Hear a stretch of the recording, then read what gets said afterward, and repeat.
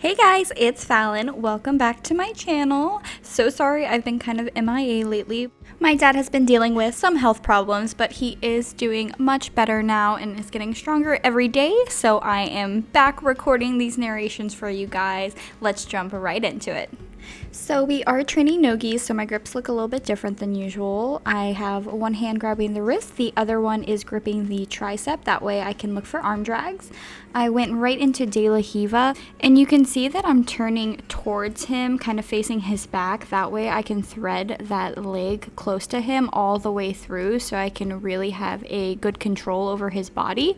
And I knock him over with my other foot, and I do a backwards roll, which usually puts me right in a mount, but he was fighting pretty good, so I have more of a half guard situation going on. So I put my knee close to his ear, kind of below his head, and rolled backwards almost at like a 45-degree angle so I could take his back and get a rear naked choke submission. I find it very important to constantly be attacking the neck while you are taking the back. That way they have to focus on two things at once rather than just, oh, let me pull this arm away from my neck, or oh, let me pry these hooks away from the back control. So that way they're a little bit more overwhelmed when you're doing both at the same time and hopefully allow you to get that choke in a little bit easier.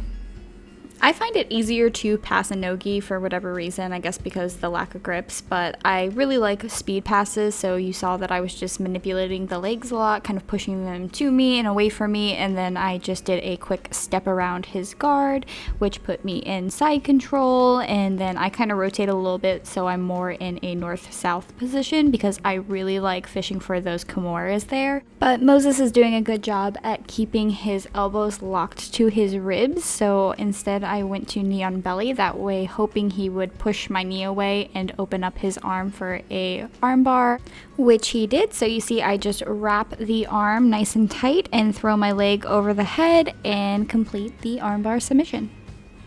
I love arm bars. They're probably one of my favorite submissions. I tend to get them a lot because I'm always doing knee on belly, back to side control, knee on belly, and rotating around people's bodies. I remember when I first started as a white belt, we had a black belt named Jair, and he would arm bar me literally 30 times in a roll, and I always wished that I would be like him one day. And my game is kind of similar to his, so it's kind of funny to look back on. So I went to pass because he sat back, and I am doing a double overpass because he is playing a butterfly guard. So I put my head to one side and then I'm going to push off my feet and throw my body to the other side, kind of doing like a back bend, and then go right into side control. This has always been one of my favorite passes since I was a wee little white belt. After I do this pass, most people's comment directly after is not fair, just because I'm kind of flexible, so I feel like I can do it a little bit easier than most people. But if you haven't tried that pass, definitely give it a try because I honestly find it like 90% effective. So right now you can kind of see me going from a kimura setup to an inverted triangle setup, just kind of seeing which one he'll give me. So you'll see my legs stapling down his arms a lot while I am rotating back and forth. And if you pay close attention, you can see that my leg is trying to scoop under his neck just to see if I can throw a triangle in there. But I wasn't really getting much control because of the size difference, so I just dropped back to a regular armbar. When the person is a lot stronger than me, you can see that I'm kind of like doing a pummeling effect in the arm, so I'm seeing if the judo break rather than the standard armbar break is going to be more efficient there. The judo break attacks more pressure on the wrist rather than the person's hand grip, which makes it a lot easier, especially on a smaller person like myself. So usually I probably do the judo break 80% of the time right when I go for an armbar, just because it makes it that much easier. I'm not sure if I have recorded a breakdown of that yet for you guys, but if I haven't, I will definitely upload it because it definitely changed my game for the better, and hopefully it can do the same to yours. So now we are just passing the guard, which is honestly one of my favorite things to do. I love speed passing, if you can't tell. So first thing I do is always kind of rotate either to the left or right just to see how they follow my direction, how slow or fast. And as soon as I take a step down, I went straight to a long step pass while he was turning into me. So I usually try to catch people off guard by doing that. I don't know if you noticed, but because of the size difference, my hip didn't actually make contact with the floor. So that's why I threw my leg over for mount, because I didn't feel like secure when I was landing, so I just went straight to mount. So here my main goal is to get underhooks under his arms and try to walk my hands up so I can get his elbows closer to his ears. That way I can have more control of his body and then go for a head arm choke. However, he does turn to his side. So I allow it because I honestly prefer when people are kind of on their side because it is easier for me to take the back. So as you see, I just get both of my hooks in and start attacking the neck for rear naked chokes. And at the same time, I'm actually doing something called spreading the chicken, where I am bringing my pelvis down into his back, trying to flatten him out. That is one of my favorite ways to finish the rear naked choke.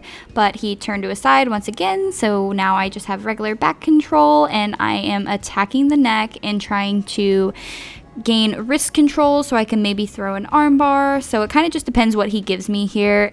But as long as you're active with attacking from this position, sooner or later they're going to give up something. So just be consistent and you should be fine. He dropped his arm down a little bit, so I threw my leg over it and trapped it onto his body. So now he can only defend with one hand rather than two. So that makes it so much easier to sink in a nice and tight rear naked choke. So now I am passing again, and as you see, I am kind of shifting from the right to the left just to see how quick his reactions are. And as soon as he sits back up, that's when I take advantage and take a right step across his hip line. However, he turned into me, so I kind of flung my body to the other side so I could maintain side control. And then I start to try and take the back right away by throwing my inside leg over his waistline. But I did this back take earlier to him, so he was kind of being heavy and leaning forward, so I wasn't quite able to do that same attack where I lean at that 45-degree angle, get my knee to his ear, and fall back. So instead, I'm going to go for an armbar, so I just fling that right leg over his face. The most important thing to do here is to keep constant pressure on his grips.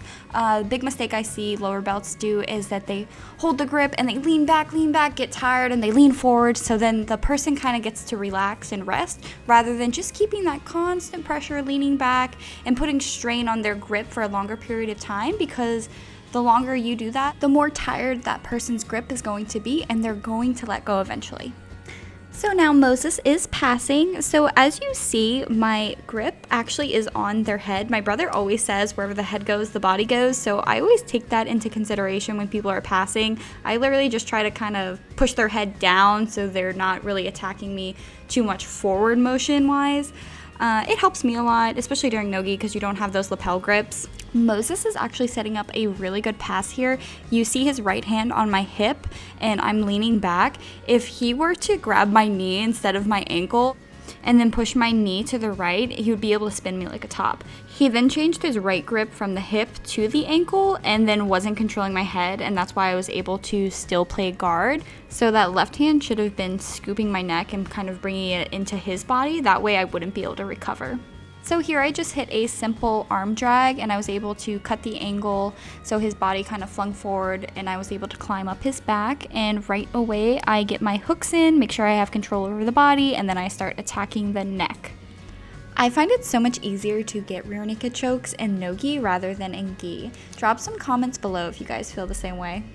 Alright, now I am setting up some more speed passes. As you see, I am holding the wrist just to get a little bit of control of his upper body, and I am shifting side to side, walking left to right, just to kind of see how I can manipulate his body. And I am going to dive my outside knee on the inside of his legs. That way I can usually set up a mount take, but instead I just walked around to the other side, right into side control, and right away you can see me fishing for a Kimura attack. That's why the arm closest to his head is wrapping his outside arm. But Moises is doing a very good job at fighting me from stepping over his head, because I need to do that to get the Kimura, and he's keeping his forearm locked on my hip. So to counter that, I lifted my hips in the air. That way he felt he could swivel that arm under and try to escape my side control, but I went directly to north-south, and from here we are going to work different things. However, the time went off, so we are done for the day, but I hope you guys really enjoyed this video. Moises and I have very different body types, but this video shows that you can really train with anyone as long as they're willing to train properly with you. Moises never was trying to just smash me down with all of his weight or anything, and that's why he's such a good training partner. As you could see, he played a lot of guard and I was passing, and that way we really both get something out of the role. And I'm very blessed to have a lot of training partners that are like this with me. I know I see in the comments all the time like, he's not trying, but this is a jiu-jitsu gym. We are not street fighting by any means. We are trying to better one another. So we're not trying to murder each other. We are just trying to allow each other to improve every day and be there as a second family, basically. So thank you so much for watching. As always, do not forget to tap that like and subscribe button so you can see more videos just like this. And I hope you guys have a great rest of your week. Bye!